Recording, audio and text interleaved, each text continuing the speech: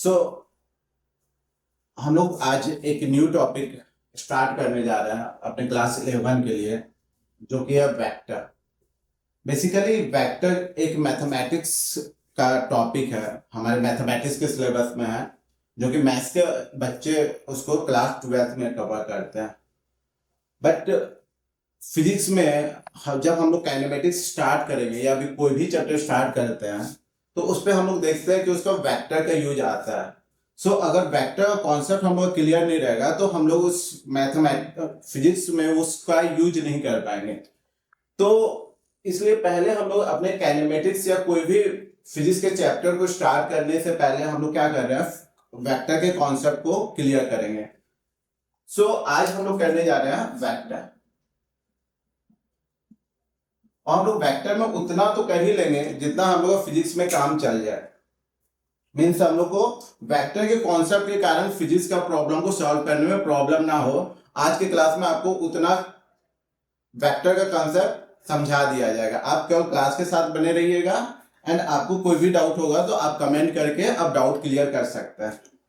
सो हम लोग स्टार्ट कर रहे हैं कि what is vector. Vector start करने से पहले हम लोग देखते हैं कि फिजिक्स में हम लोग क्या करते हैं, हम लोग फिजिक्स में क्या पढ़ते हैं, व्हाट इज फिजिक्स। तो फिजिक्स क्या है?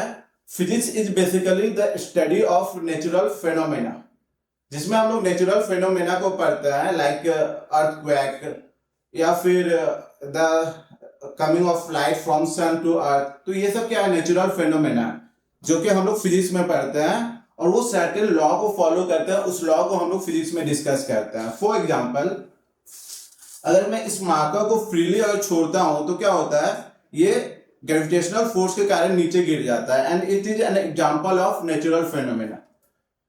सो अगर हम लोग इसके मोशन के प्रॉपर्टीज को अगर एक्सप्लेन करना चाहें या इसके लॉ को एक्सप्लेन करना चाहें तो इसके मोशन के प्रॉपर्टीज को कैसे एक्सप्लेन कर सकते हैं? By using certain quantities like इस initial velocity, final velocity, force acting on this marker, what is the acceleration of this marker, time taken by this marker, what is the mass of this marker, and the distance covered by this marker. So इन सभी quantities को अगर हम लोग बताते हैं, इसके बारे में बताते हैं, तो हम लोग क्या बोल सकते हैं कि इसके मोशन के प्रॉपर्टीज को हम लोग बता सकते हैं। सो फिजिक्स में हम लोग क्या कर रहे हैं, नेचुरल फिनोमेना को पढ़ रहे हैं, और उस नेचुरल फिनोमेना को पढ़ने के लिए हम लोग को एंड उसको एक्सप्लेन करने के लिए कुछ क्वांटिटीज का यूज करना पड़ता है, जिसको हम लोग बोलते हैं physical quantities. And physical quantities को अगर डिफाइन करने बोला जाए तो it can be defined as the properties of matter which can be measured by using a measuring instrument. So physical quantity ये हो गया। तो कोई भी चैप्टर हम लोग स्टार्ट करेंगे, फॉर एग्जांपल काइनेमेटिक्स से स्टार्ट करें या फिर डायनामिक्स से स्टार्ट करें, तो उसमें जो भी हम लोग पढ़ेंगे तो उसमें हम लोग को पढ़ना पड़ेगा मीन्स फिजिकल क्वांटिटीज के बारे में। तो डिफरेंट चैप्टर में जो हम लोग फिजिकल क्वांटिटीज रहेंगे वो डिफरेंट फिजिकल क्वांटिटीज आते हैं। तो उन सभी फिजिकल क्वांटिटीज को हम लोग दो कैटेगरीज में डिवाइड करते हैं। बेसिकली इसको दो टाइप से डिवाइड किया जाता है, जो कि आपने फर्स्ट चैप्टर में पढ़ा होगा यूनिट एंड डायमेंशन में, कि फिजिकल क्वांटिटी को दो पार्ट में डिवाइड करते हैं, fundamental physical quantity and derived physical quantity. And according to the having the direction and magnitude, physical quantity को हम लोग डिवाइड करते हैं vector physical quantity and scalar physical quantity. तो आज हम लोग इस डिवीजन को देखेंगे कि फिजिकल क्वांटिटी को हम लोग कैसे डिवाइड करते हैं। फिजिकल क्वांटिटी इसको दो पार्ट में डिवाइड करते हैं। पहला है vector and the second one is the scalar.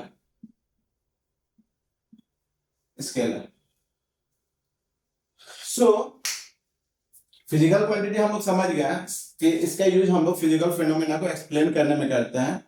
इसका एग्जांपल भी मैंने जो बताया था एग्जांपल कि ये फ्रीली गिर रहा है, तो इसके मोशन को एक्सप्लेन करने के लिए कौन कौन से क्वांटिटी यूज करेंगे हम लोग, initial velocity, final velocity, so all these are the physical quantities. तो इन्हीं को हम लोग दो पार्ट में डिवाइड कर रहे हैं। तो अब हम लोग आते हैं वेक्टर, कि what is vector and what is scalar. So scalar are those physical quantity, scalar scalar वो फिजिकल क्वांटिटीज है जिनके पास मैग्नीट्यूड तो होता है, जिनके पास मैग्नीट्यूड तो होता है, बट इनके पास कोई स्पेसिफिक डायरेक्शन नहीं होता, there is no specified direction. इनके पास कोई स्पेसिफाइड डायरेक्शन नहीं होता है। अगर हम लोग वेक्टर क्वांटिटी बोले तो वेक्टर के अंदर उन फिजिकल क्वांटिटीज को रखा गया है जिनके पास देयर आर बोथ, मींस जिनके पास मैग्नीट्यूड भी होता है, मैग्नीट्यूड भी होता है एंड उनके पास एक स्पेसिफाइड डायरेक्शन भी होता है। तो इनके पास ये दोनों होता है। तो दो physical quantity which has both magnitude as well as direction, उनको हम लोग वेक्टर क्वांटिटी बोलते हैं। अगर एग्जांपल की बात करें हम लोग तो 9th क्लास में आप लोग पढ़े होंगे कि डिस्टेंस क्या होता है। डिस्टेंस को हम लोग स्केलर क्वांटिटी में रखते हैं। Distance is an example of scalar quantity. In the same way speed होता है, स्पीड क्या होता है, स्पीड स्केलर क्वांटिटी होता है। अगर हम लोग वेक्टर क्वांटिटी में आए तो वेक्टर में क्या आता है, डिस्प्लेसमेंट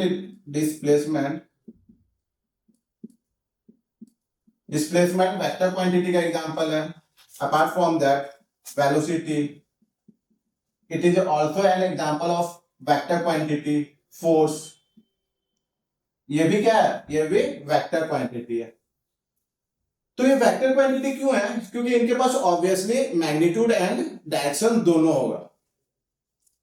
इसको हम लोग एग्जांपल से समझने की कोशिश करते हैं कि फोर्स वेक्टर क्वांटिटी क्यों है और इसमें डायरेक्शन का क्या इंपॉर्टेंस है।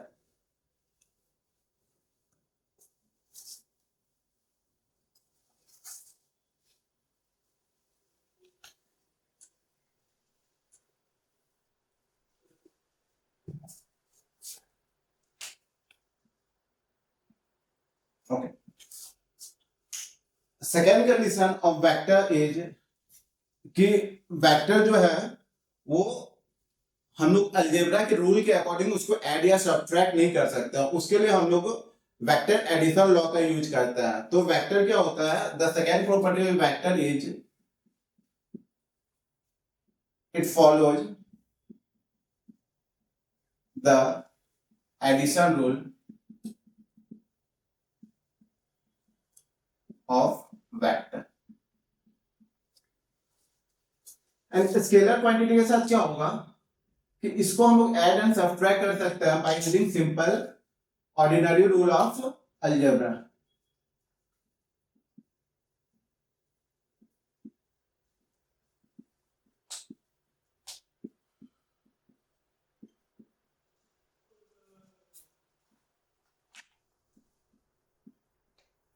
अगर हम लोग ऑर्डिनरी रूल ऑफ अलजेब्रा को यूज करके भी हम लोग क्या कर सकते हैं, स्केलर क्वांटिटी को ऐड एंड सब्ट्रैक्ट कर सकते हैं, बट वेक्टर क्वांटिटी के केस में वो नहीं होता है।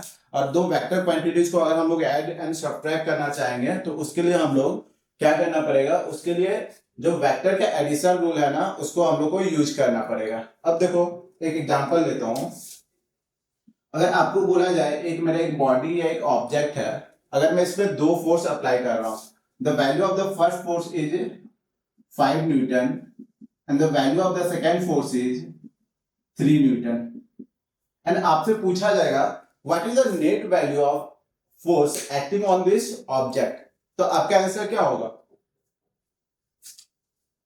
तो इसमें कुछ बच्चे का आंसर आया होगा the net force acting on this object is 5 plus 3 that will be equal to 8 Newton and कुछ बच्चों का आंसर आया होगा F net is equal to 5 minus 3 equal to 5 Newton. तो इसमें ये दो आंसर कैसे आ गया, जब मैं आपको इंफॉर्मेशन दिया हूं कि इस पे दो फोर्स एक्ट कर रहा है इस ऑब्जेक्ट पे, the value of the first force is 5 newton and the value of the second force is 3 Newton, तो आप एग्जैक्ट वैल्यू मुझे क्यों नहीं बता पा रहे हो कि इधर इट विल बी 8 न्यूटन और 5 Newton the net force acting on this object. अगर मैं इसको दूसरा क्वेश्चन में आपको दूं कि एक बर्तन है, अगर उस पे मैं शुगर आपको डालने बोलूं, फॉर एग्जांपल अगर मैं शुगर ऐड कर रहा हूं उसमें 5 न्यूटन, सॉरी शुगर ऐड कर रहा हूं 5 kg एंड सेकेंड टाइम मैंने इस पे शुगर ऐड किया ऑफ 3 kg, तो नेट शुगर का क्वांटिटी इसमें कितना होगा? तो it will always be 5 + 3 that will be equal to 8 kg। हमेशा शुगर का वैल्यू कितना होगा? Net total value of sugar that will be equal to 8 kg। But इस केस में, फोर्स के केस में ये नहीं हो रहा है। ये क्यों नहीं हो रहा है? ये दोनों कब आएगा? 8 न्यूटन एंड 5 न्यूटन कब आ रहा है? फॉर द सेम क्वेश्चन देखो, हम लोग केस 1 ले रहे हैं। केस वन में क्या होगा कि इसमें हम लोग F1 अप्लाई कर रहे हैं। द वैल्यू ऑफ F1 क्या है? That is the 5 newton. And F2 apply कर रहे हैं, where the value of F2 is equal to 3 Newton. तो इस केस में अगर हम लोग नेट फोर्स निकालेंगे तो net force will be equal to 5 - 3 that will be equal to 2 newton. अरे यहाँ पे कितना होगा? 2 न्यूटन होगा। 5 - 3 विल बी 2 न्यूटन। अगर हम लोग सेकेंड केस लेते में F1 इक्वल टू 5 न्यूटन रख रहे हैं and F2 equal to 3 Newton रख रहे हैं, तो नेट फोर्स का वैल्यू कितना आएगा? नेट फोर्स का जो वैल्यू आएगा वो है 5 + 3 that will be equal to 8 newton. तो ये जो किस पे डिपेंड कर रहा है? ये डिपेंड कर रहा है डायरेक्शन पे, किस डायरेक्शन पे ये फोर्स एक्ट कर रहा है। सो अगर मैं वो क्वेश्चन का आंसर आप क्यों नहीं कर पा रहे थे कि the net force acting on this object is 8 Newton और 2 न्यूटन, क्योंकि मैं उस समय आपको डायरेक्शन नहीं दे रहा था। जस्ट मेरा क्वेश्चन क्या था कि एक बॉडी में दो फोर्स लग रहा है, F1 is equal to 5 newton and F2 is equal to 3 newton, and what is the net force acting on that object. मैं उसमें डायरेक्शन आपको नहीं बता रहा था, बट अगर मैं उस क्वेश्चन में आपको अगर डायरेक्शन बता देता तो आप एग्जैक्ट आंसर कर पाते। फॉर एग्जांपल, अगर मैं बोलता दो फोर्स एक्ट कर रहा है 5 newton and 3 Newton in a body, on an body in the same direction, तो नेट फोर्स क्या हो जाता? तो नेट फोर्स ऑब्वियसली उसका एक ही आंसर होता, वो क्या होता? That is equal to 8 newton. वो कौन सा केस हो जाता? This one. अगर उस क्वेश्चन में मैं ये मेंशन कर देता कि फोर्स F1 एंड F2 जो एक्ट कर रहा है वो क्या कर रहा है? अपोजिट डायरेक्शन में एक्ट कर रहा है, तो उस समय नेट फोर्स का वैल्यू क्या आ जाता? उस समय जो नेट फोर्स का वैल्यू आता वो आता 2 न्यूटन। एंड वो कौन सा केस है? Case number 1। So vector quantity को रिप्रेजेंट करने के लिए, यहाँ पे फोर्स को एक्सप्रेस करने के लिए, उसको प्रॉपर्ली एक्सप्रेस करने के लिए हम लोग को क्या क्या चाहिए? हम लोगों ने देखा कि इसका जो मैग्नीट्यूड, ये जो 5 न्यूटन है, इसके साथ साथ हम लोग को और क्या बताना पड़ रहा है कि उसका डायरेक्शन को भी बताना पड़ रहा है। तो इससे हम लोग को पता चल रहा है कि अगर हम लोग फोर्स के डायरेक्शन को अगर हम लोग नहीं बताते हैं तो उसको प्रॉपर्ली हम लोग एक्सप्रेस नहीं कर सकते हैं। तो इससे क्या पता चलता है कि फोर्स के पास दोनों है, that is the magnitude as well as direction, hence force is an example of vector quantity. अब आपको कभी डाउट नहीं रहना चाहिए कि फोर्स क्या है, वेक्टर क्वांटिटी या फिर स्केलर क्वांटिटी। सो ये आपको क्लियर हो गया कि फोर्स क्या है, वेक्टर क्वांटिटी है, क्योंकि इसके पास डायरेक्शन भी है और मैग्नीट्यूड भी है। अब हम लोग देखते हैं कि सर यहाँ पे जब शुगर ऐड कर रहे थे हम लोग, तो इसमें सिंपली 5 + 3 = 8 कर दिए। यहाँ पे आप कर रहे हैं 5 + 3 = 8, एंड यहाँ पे 5 - 2 3 = 2 न्यूटन कर रहा है। ये किस कॉन्सेप्ट से हो रहा है? तो ये जो कॉन्सेप्ट हो रहा है, इस पे भी, इस केस में हम लोग दो फोर्स ऐड कर रहे हैं, दो फोर्स एक्ट कर रहा है। इस केस में भी क्या हो जाएगा? F net is equal to F1 - F2। तो ये यहाँ पे कभी आप 5 + 3 कर दे रहे हैं, कभी 5 + 3 कर रहे हैं, कभी 5 - 3 कर रहे हैं, जबकि यहाँ पे दोनों फोर्स ऐड कर रहे हैं इन the same body, and net force हम लोग निकाल रहे हैं। तो यहाँ पे अभी हम लोग नेट फोर्स निकाल रहे हैं, तो एडिशन कर रहे हैं, किस रूल के अकॉर्डिंग कर रहे हैं? According to the addition rule of vector. यहाँ पे वेक्टर के एडिशन रूल के अकॉर्डिंग हम लोग कर रहे हैं, जिसके कारण क्या हो रहा था? फर्स्ट केस में ये प्लस हो जा रहा था एंड सेकेंड केस में माइनस हो जा रहा है। तो दो वेक्टर को अगर हम लोग ऐड या सब्ट्रैक्ट करना रहेगा तो उस पर हम लोग कौन सा रूल यूज करना पड़ेगा? You have to use the rule of addition, rule of vector. So ये था वेक्टर एंड स्केलर का इंट्रोडक्शन।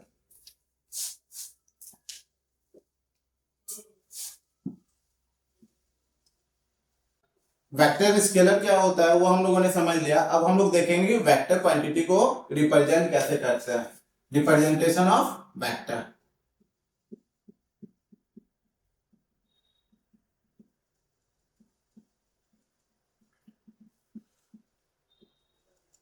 Representation of vector. तो जैसा कि अभी तक हम लोग जान चुके हैं कि वेक्टर के पास मैग्नीट्यूड और डायरेक्शन दोनों होता है। तो वेक्टर क्वांटिटी को रिप्रेजेंट करने के लिए क्या करना पड़ेगा, उसके मैग्नीट्यूड के साथ साथ हमको उसका डायरेक्शन भी दिखाना पड़ेगा। तो हम लोग क्या करते हैं, एक एरो का यूज करके हम लोग एक वेक्टर क्वांटिटी को दिखाते हैं। फॉर एग्जाम्पल कि अगर एक वेलोसिटी इक्वल टू 5 मीटर पर सेकेंड इन ईस्ट डायरेक्शन है, ईस्ट डायरेक्शन, तो उसको हम लोग कैसे रिप्रेजेंट कर रहे हैं? देखो इसको हम लोग रिप्रेजेंट कर रहे हैं एक एरो से। ये इस एरो का जो लेंथ है ना, ये जो एरो का लेंथ है, इसका एरो का लेंथ वो डायरेक्टली प्रोपोर्शनल रहता है of the magnitude of the vector. And ये एरो का जो डायरेक्शन रहता है वो शो करता है वेक्टर का डायरेक्शन को।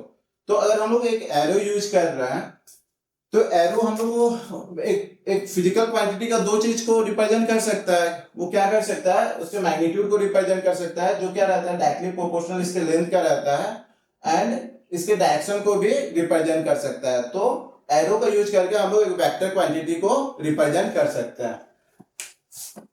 इसका जो लेंथ क्या रहता है, लेंथ इज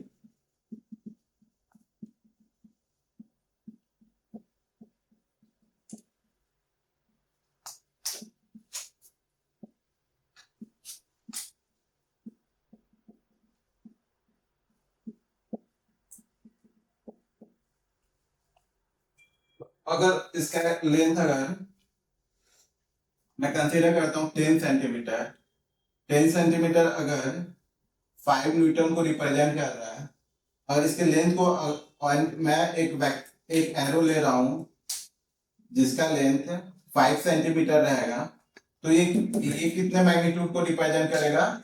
ये मैग्नीट्यूड कितना रिप्रेजेंट करेगा? 2.5 न्यूटन। क्यों? क्योंकि इसका जो लेंथ है ना वो किसके डायरेक्टली प्रोपोर्शनल रहेगा, that will be proportional to the magnitude of the vector. अब देखो ये जहां से स्टार्ट हो रहा है इसको हम लोग बोलते हैं इनिशियल पोजीशन, इनिशियल पोजीशन।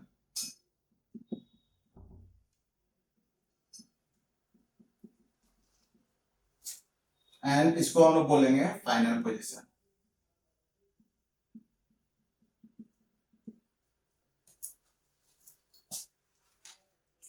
इसको हम लोग बोल सकते, इसको टेल भी बोल सकते हैं हम लोग इनिशियल पोजीशन को, एंड फाइनल पोजीशन को,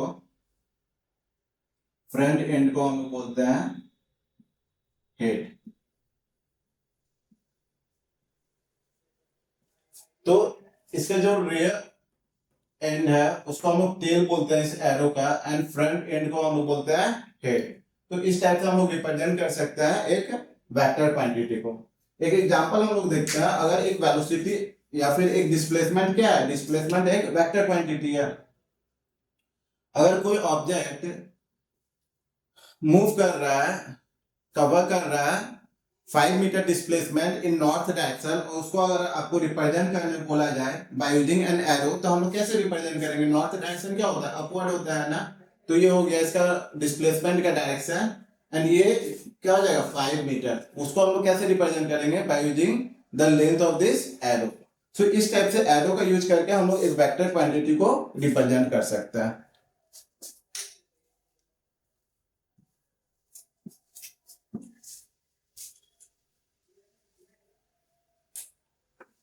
अब हम लोग आते हैं vector variable.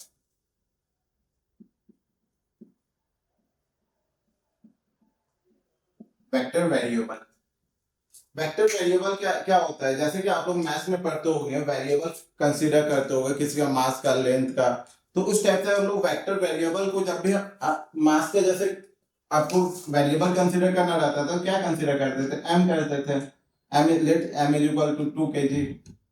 In the same way हम लोग वेक्टर वेरिएबल जब भी लेंगे तो वेक्टर वेरिएबल क्या कैसे लेंगे, एक ग्रीक और इंग्लिश अल्फाबेट के ऊपर हम लोग एक एरो का यूज करेंगे। तो जैसे कि ये किसको रिप्रेजेंट करेगा, फोर्स को रिप्रेजेंट करेगा। सेकेंड, अगर हम लोग ये वेलोसिटी को रिप्रेजेंट कर रहा है, अगर केवल हम लोग v यूज करें variable as a variable, x use करें और इसके ऊपर कोई एरो नहीं रहेगा तो ये स्केलर क्वांटिटी को रिप्रेजेंट करेगा। वेक्टर क्वांटिटी को तभी रिप्रेजेंट करेगा जब इसके ऊपर क्या रहेगा, इस अल्फाबेट के ऊपर एक एरो का हम लोग यूज करते हैं। सेकेंड वे क्या है जो एनसीईआरटी इसको फॉलो करता है, अगर हम लोग कैपिटल लेटर को बोल्ड में यूज करते हैं, जो कि हम लोग एग्जाम में पॉसिबल नहीं है, वो बुक वाला ही कर सकता है, तो उस वो बोल्ड लेटर भी क्या होगा, किसको रिप्रेजेंट कर रहा है, वो रिप्रेजेंट कर रहा है एक वेक्टर क्वांटिटी को। क्लियर है। अब अगर हम लोग, आप लोग को मिलेगा बुक में कुछ इस टाइप से, मॉड ऑफ वी वेक्टर, तो मॉड क्या रिप्रेजेंट कर रहा है, मॉड ऑफ एनी वेक्टर, ये रिप्रेजेंट कर रहा है magnitude of vector. So magnitude of vector को और कैसे रिप्रेजेंट कर सकता है, अगर सिंपली इसको हम लोग सिंपली v से भी क्यों रिप्रेजेंट कर सकते हैं। सो हम लोग मॉड ऑफ वेक्टर v कर सकते हैं या फिर वैल्यू v से भी रिप्रेजेंट करेंगे, तो वो क्या बेसिकली रिप्रेजेंट करेगा, मैग्नीट्यूड ऑफ वेक्टर। तो हम लोगों ने देखा कि वेक्टर क्वांटिटी क्या है, वेक्टर क्वांटिटी वो क्वांटिटी है जिसके पास मैग्नीट्यूड एंड डायरेक्शन दोनों है। उसके बाद हम लोगों ने देखा कि वेक्टर क्वांटिटी को हम लोग रिप्रेजेंट कैसे कर सकते हैं। तो वेक्टर क्वांटिटी को हम लोग रिप्रेजेंट करने के लिए एरो का यूज करते हैं, जिसमें एरो के फ्रंट एंड को हम लोग हेड बोलते हैं एंड रियर एंड को हम लोग टेल बोलते हैं। उसको हम लोग फाइनल पोजीशन भी बोलते हैं एंड टेल को हम लोग इनिशियल पोजीशन भी बोल सकते हैं। उसके बाद हम लोगों ने देखा कि वेक्टर को हम लोग रिप्रेजेंट कैसे कर सकते हैं, वेक्टर वेरिएबल को। तो वेक्टर वेरिएबल को रिप्रेजेंट करने के लिए हम लोग ग्रीक या इंग्लिश अल्फाबेट का यूज करते हैं, जिसके ऊपर हम लोग एक एरो यूज करेंगे। जैसे यहाँ पे एग्जांपल मैंने दिया, एफ अल्फाबेट के ऊपर क्या यूज किया, एक एरो यूज किया, तो ये फोर्स वेक्टर को रिप्रेजेंट कर रहा है। इसके बाद हम लोग देखें कि मैग्नीट्यूड ऑफ वेक्टर को कैसे रिप्रेजेंट करेंगे। तो मैग्नीट्यूड ऑफ वेक्टर को रिप्रेजेंट करने के लिए हम लोग मोड ऑफ वेक्टर का यूज करेंगे, मोड ऑफ वेक्टर v, या फिर सिंपली v का यूज करेंगे, तो वो क्या हो जाएगा, उसके मैग्नीट्यूड को रिप्रेजेंट करेगा। एंड कुछ बुक्स में इसको फॉलो करता है कि कैपिटल लेटर अगर बोल्ड में अगर मेंशन है तो वो किसको फॉलो कर रहा है, वो किसको रिप्रेजेंट कर रहा है, वो रिप्रेजेंट कर रहा है वेक्टर को।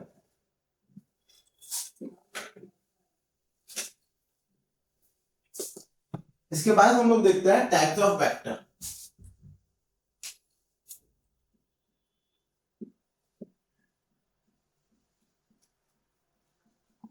टाइप्स ऑफ वेक्टर, तो वेक्टर के डिफरेंट डिफरेंट टाइप्स हैं। इसको आपको जल्दी इसको कवर कर लेते हैं जल्दी जल्दी। The first one is the equal vectors. So to vectors को इक्वल वेक्टर्स कब बोलेंगे, कि जब इनका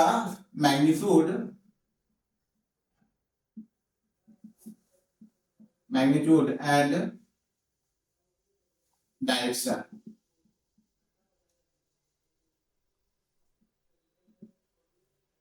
दोनों सेम रहेगा, मैग्नीट्यूड सेम एंड डायरेक्शन भी सेम रहेगा, तो उन दो वेक्टर को हम लोग बोलेंगे कि both are equal vector. For example, अगर ये मेरा एक वेक्टर v1 है और ये मेरा वेक्टर v2 है, तो हम लोग यहाँ पे क्या देख रहे हैं कि इन दोनों का, इस दोनों लेंथ का, इन दोनों एरो का लेंथ क्या है, इक्वल है, मतलब इन दोनों का मैग्नीट्यूड इक्वल है एंड इसका एरो का डायरेक्शन भी सेम है ईस्ट डायरेक्शन में, तो इन दोनों वेक्टर का डायरेक्शन भी सेम है। तो हम लोग बोल सकते हैं यहाँ पे vector v1 is equal to vector v2।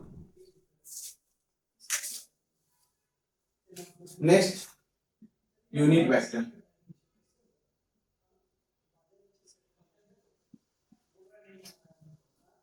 Unit vector क्या है? यूनिट वेक्टर वो वेक्टर है जिसके मैग्नीट्यूड का वैल्यू 1 होता है।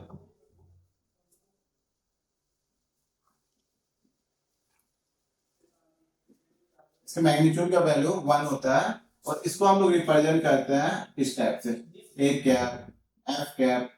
और ये बेसिकली क्या रिप्रेजेंट करेगा? ये बेसिकली रिप्रेजेंट करेगा डायरेक्शन को, क्योंकि उसका मैग्नीट्यूड 1 होता है।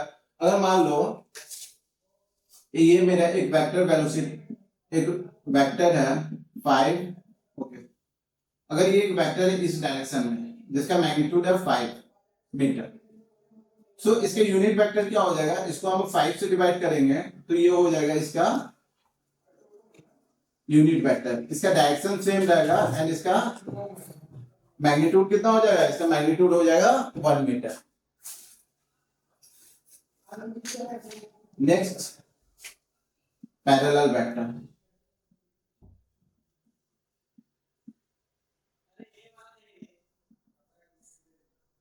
टू वेक्टर्स को हम लोग पैरेलल वेक्टर तब बोलेंगे जब दोनों सेम डायरेक्शन में रहेगा, जब दोनों का डायरेक्शन क्या होगा? सेम डायरेक्शन होगा।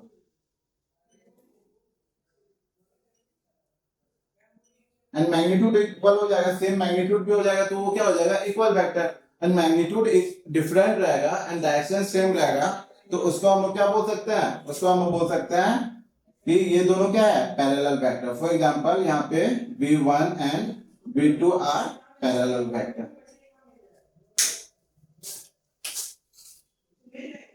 फिर देखते हैं एंटी पैरेलल वेक्टर।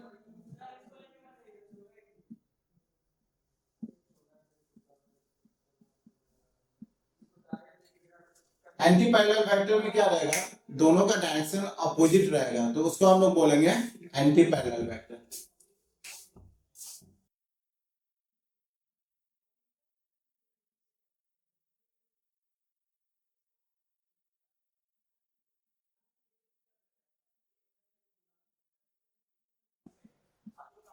जैसे एक वेक्टर v1 ये है जिसका डायरेक्शन ईस्ट डायरेक्शन में है और ये वेस्ट डायरेक्शन में है, तो इसमें क्या हम लोग बोल सकते हैं कि v1 and v2 are anti parallel vector.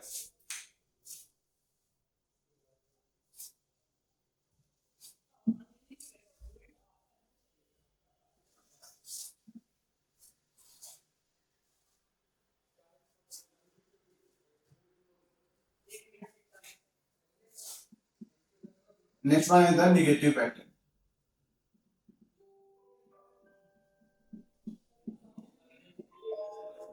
Negative vector में क्या होता है? Both vector are having same magnitude but opposite direction. इसमें क्या होगा? सेम मैग्नीट्यूड होगा एंड अपोजिट डायरेक्शन होगा।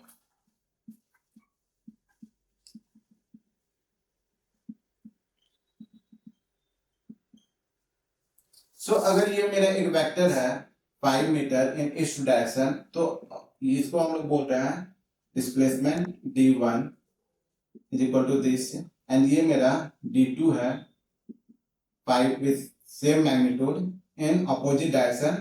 तो इन दोनों का मैग्नीट्यूड क्या है? सेम है बट डायरेक्शन अपोजिट है तो ये दोनों क्या हो जाएगा? ये दोनों हो जाएगा नेगेटिव वेक्टर। इसको हम लोग ऐसे रिप्रेजेंट कर सकते हैं d1 is equal to minus d2।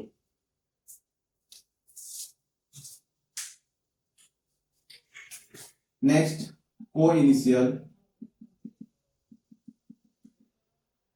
Vector. तो जैसा कि नाम से ही पता चला है कोइनिशियल वेक्टर क्या होगा? अगर दो वेक्टर सेम पॉइंट से स्टार्ट होंगे तो उसको हम लोग बोलेंगे कोइनिशियल वेक्टर। सेम पॉइंट से स्टार्ट होने का मतलब यहाँ पे क्या हो रहा है कि अगर दो वेक्टर है और दोनों का टेल एक दूसरे से कोइंसाइड कर रहा है तो वो क्या हो जाएगा? कोइनिशियल वेक्टर्स हो जाएगा। फॉर एग्जांपल ये एक वेक्टर है और ये दूसरा वेक्टर है तो इन दोनों का टेल क्या है? दोनों का टेल सेम पॉइंट पे है क्या? नहीं, कोइंसाइड कर रहा है। ये पॉइंट अगर हम ए कंसीडर कर ले तो इन दोनों का इनिशियल पॉइंट क्या है? एक ही है। तो it is an example of coinitial vector. फिर हम लोग देखते हैं को प्लेनर वेक्टर।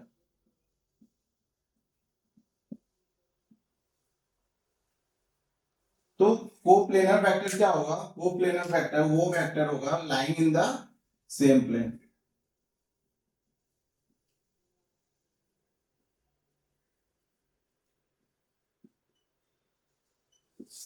अगर दो या दो से अधिक वेक्टर एक ही प्लेन में लाई करेगा तो उसको हम लोग क्या बोलेंगे कि वो दोनों कोप्लेनर वेक्टर है। फॉर एग्जांपल, अगर हम लोग ये दो वेक्टर ले रहे हैं, ये एरो रिप्रेजेंट कर रहा है, ये इसके डायरेक्शन को रिप्रेजेंट कर रहा है और ये इसके डायरेक्शन को रिप्रेजेंट कर रहा है, तो इसको हम लोग कोप्लेनर वेक्टर बोल सकते हैं। क्यों? क्योंकि ये दोनों किसमें एक ही प्लेन में लाई कर रहा है। जो ये बुक है ये एक ही प्लेन पे लाई कर रहा है, तो ये किसका एग्जांपल हो गया? कोप्लेनर वेक्टर का।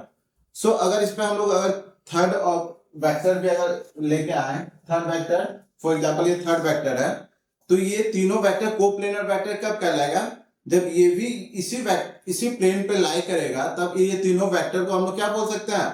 कोप्लेनर वेक्टर्स बोल सकते हैं। बट अगर ये थर्ड वेक्टर इन दोनों के प्लेन पे लाई ना करके ऐसे लाई करेगा, तो ये तीनों कोप्लेनर नहीं कहलाएंगे।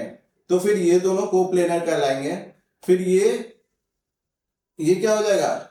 ये दोनों फिर एक प्लेन पे लाई कर रहा है, तो ये दोनों फिर कोप्लेनर कहलाएंगे। कहने का मतलब है कि कोप्लेनर वो वेक्टर्स हैं जो सेम प्लेन पे लाई करेंगे। अगर दो वेक्टर रहेंगे तो दो वेक्टर ऑब्वियसली कोप्लेनर होंगे, क्योंकि कोई भी दो वेक्टर है तो उन दो वेक्टर का यूज करके हम लोग एक प्लेन बना सकते हैं। जैसे हम लोग दो पॉइंट का यूज करके एक लाइन ड्रॉ कर सकते हैं ना, तो इन द सेम वे दो लाइन का यूज करके हम लोग एक प्लेन बना सकते हैं। तो अगर दो वेक्टर रहा तो ऑब्वियसली दोनों का यूज करके हम लोग एक ऐसा प्लेन क्रिएट कर सकते हैं जो कि इन दोनों को कंसिस्ट करेगा, मतलब ये दोनों एक ही प्लेन पे लाई करेंगे। तो दो वेक्टर हमेशा क्या रहेंगे? कोप्लेनर रहेंगे। बट अगर थर्ड वेक्टर कोई जरूरी नहीं है कि वो कोप्लेनर रहेगा, दैट विल डिपेंड कि वो तीनों एक ही प्लेन पे लाई कर रहा है या नहीं कर रहा है।